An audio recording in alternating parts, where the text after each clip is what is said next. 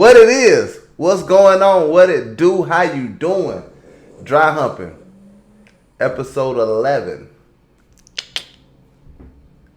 Today, we talking about weed, ganja baby, marijuana, reefer, the stickless ickless. Whatever you call it, we getting all into a little bit of marijuana today. The state of Connecticut, where I'm currently sitting, has just went legal. They have voted to allow recreational marijuana in the state. Of course, it's going to take a little while for those things to kick in. But first, news of the day, a panel of judges in the state of Pennsylvania has decided to free Bill Cosby. Bill Cosby has been released from prison as of about 3 hours ago today. A panel of judges basically said that his due process rights were violated. Let's be clear. Let's read the statement. The panel of the Pennsylvania Supreme State Court judges said, in their opinion, the former Montgomery County District's attorney decision to not prosecute Cosby in 2005 in return for his deposition in a civil case was ultimately used against him at trial. So due to that technicality, they had to free Willie. Let's be clear, he was not exonerated. He was not found innocent of anything. He's still nasty ass Bill. But due to a technicality, Bill Cosby's out of jail. Yeah. We all thought Bill Cosby was going to die in prison. Apparently not. I don't want to get caught in the weeds on Bill Cosby. I mean, what can you say? Another rich person avoided jail on a technicality. I wouldn't be surprised if R. Kelly ends up doing a whole lot less time than we expect. All right, from people being released from jail too early to people not being released from jail early enough. Welcome home, Mac Phipps.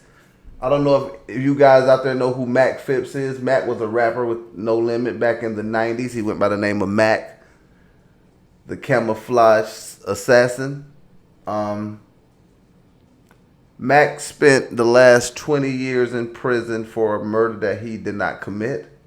How do we know he did not commit it? The man who did the shooting walked into the precinct a few days after the shooting and admitted to doing the shooting. That was not enough. The state of Louisiana wanted to prosecute Mac, so they went after Mac. Mac, although he was a model prison, never got in any trouble, and although all the evidence pointed to the fact that he was innocent, he still spent over 20 years of his life in jail. He's been freed this past week. Welcome home, Mac. Welcome home, welcome home, welcome home. Enjoy your freedom. It is so long overdue. You should have never been in there. And it's so sad to think that 20 plus years of this man's life were spent behind bars for a crime that was very obvious he did not commit. For people's political reasons, for people's personal gains in life. And some of the people who prosecuted Mac have since been arrested and found guilty of all types of fraudulent things. NPR does a podcast called Louder Than a Riot. They touched on Mac's case. Very good episodes. Please check it out. Welcome home, Mac. I don't want to get caught up in those weeds either. We got to get to Bob Johnson. I know some of you are here for the weed talk, and I promise that's coming up. Mr. Bob Johnson, a.k.a. Robert Johnson, former head of BET.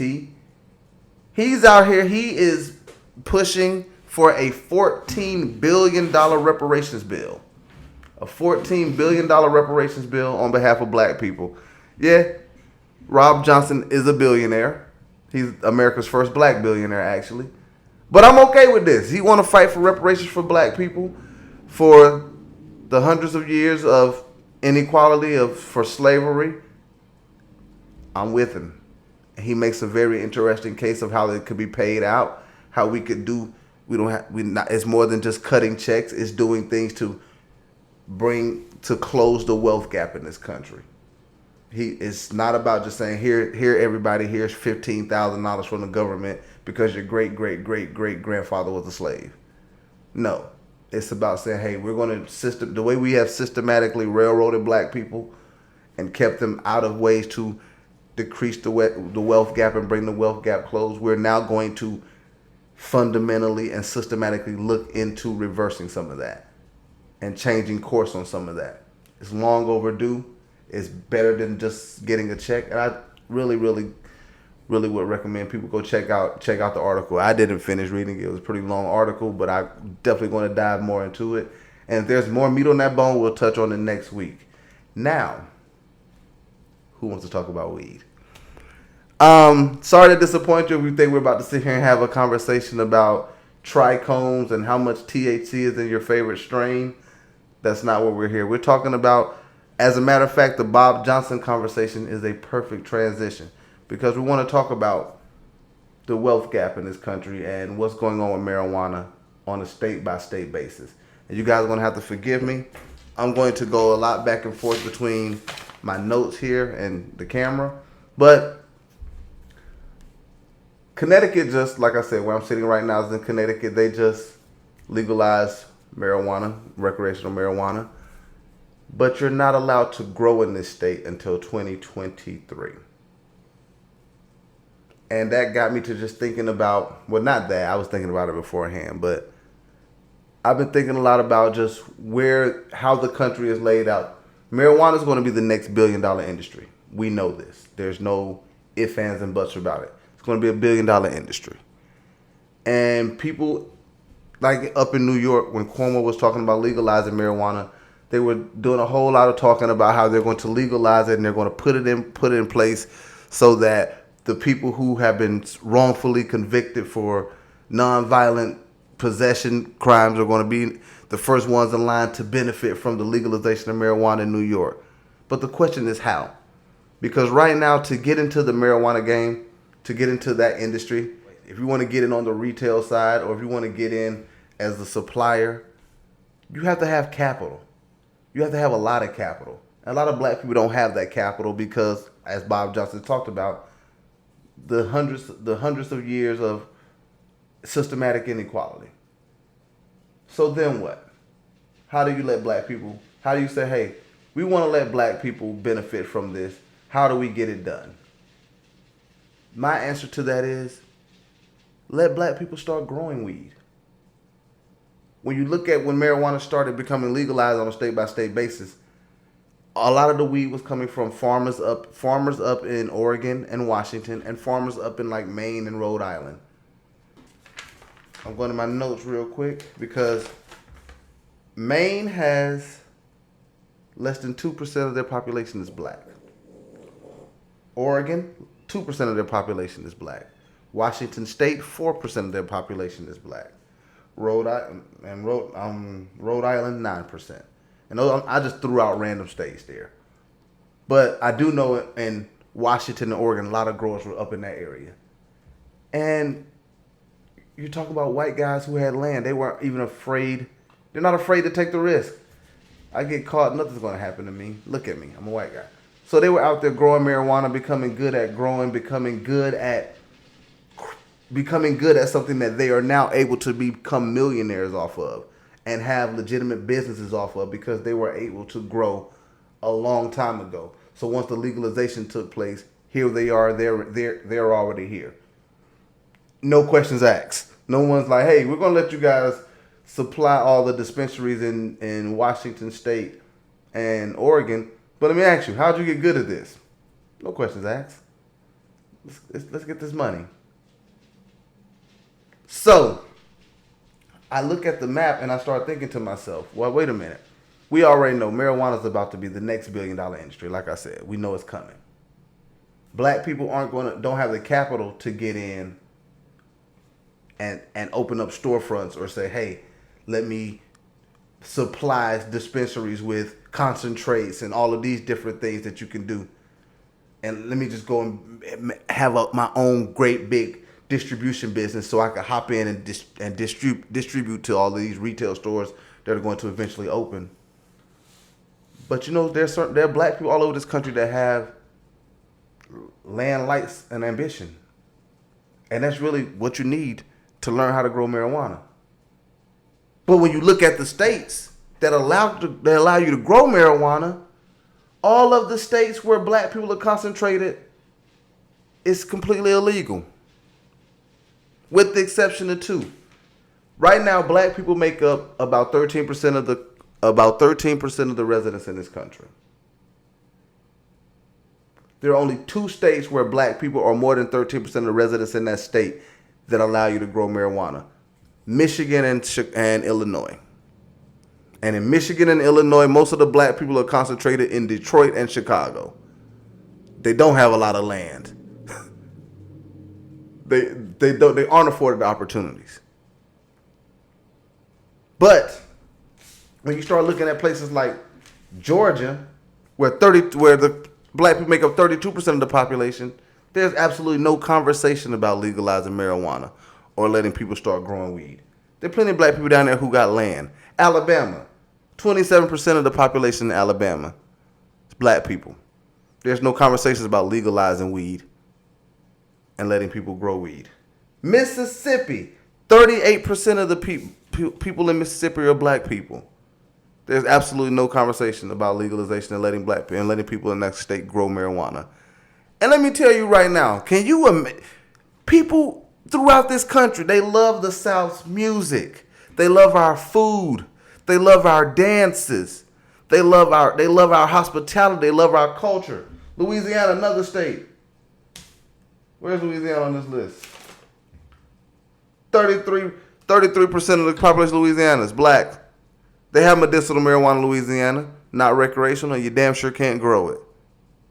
People love the art that comes out of these places. Could you imagine how good the weed will end up being? Oh my God, you let somebody with some David Banner soul, some Big Crit soul, some of that juice start growing weed down there and they get that green thumb. You'll have some of the best weed you ever smoked coming out of the South soon.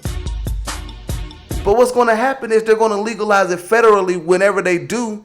And black people in all of these places are going to be so behind the 8 ball that by the time black people get to learning how to grow weed and get good at it and understand the crop and understand how to do it with your male and females and just get it to be good, we'll still be decades behind, which is the problem right now. Black people are concentrated mostly in the South, and the South will not allow black people, they won't even legalize weed. They won't even legalize it because it's still a means of population control in the South. To this day, I was looking at an ACLU article last week preparing for this before it was hair day and I didn't do the show.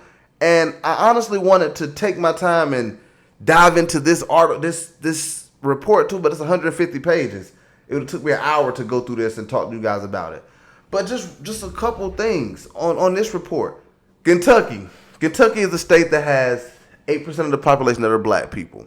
They rank number 2 in the state where if you're black, you're more likely to get arrested for marijuana than people who are white. They're number 2. Montana's number 1 with absolutely no black people. So you know what that is? That's population control. That's if you are. Where's Montana on this list? Because Montana was number 1. I do remember that. Montana. 9.5%. 9.6. Kentucky's 9.4. If you are damn near 10 times more likely to get arrested for marijuana, if you're black in a state that has less than 1% black people as the population, that means they catch you with a seed in your car if you black, they taking your ass to jail.